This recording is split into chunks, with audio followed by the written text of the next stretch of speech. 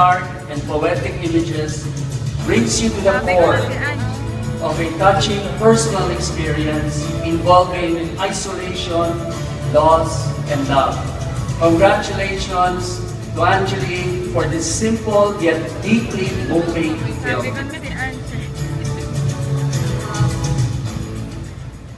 Salamat po.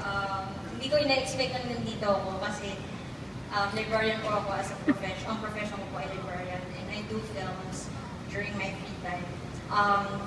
Salamat po sa mga manunuri sa paglalaan ng 10 minuto ng oras nila para hayaan na mangusap yung pelikula ko sa kanila.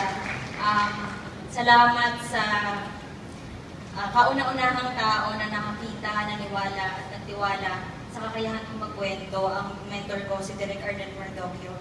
Ang DOP ko na si RB Barbarona, sinamahan niya ako magmula umpisa hanggang sound design to edit at hindi niya ako pinabayaan.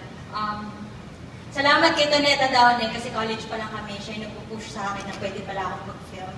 Salamat din po sa mga magulang ko na tsinatsaga ang sagot ko na art, passion. Tinatanong ako kung anong ginagawa ko sa buhay at kung tapos na ba yung masters ko. Sa mga kaibigan ko na walang pakialam, they keep me grounded. And,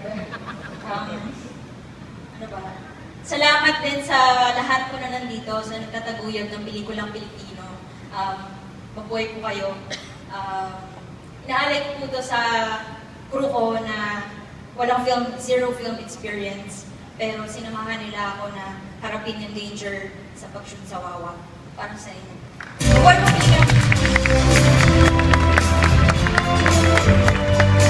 Epektibo ang dokumentaryo kung napapahiwatig nito sa isang mapanikhang paraan ang katotohanan ng paksang tinatalakay niya ito at nagbibigay ng panibagong kahulugan sa mga karanasan.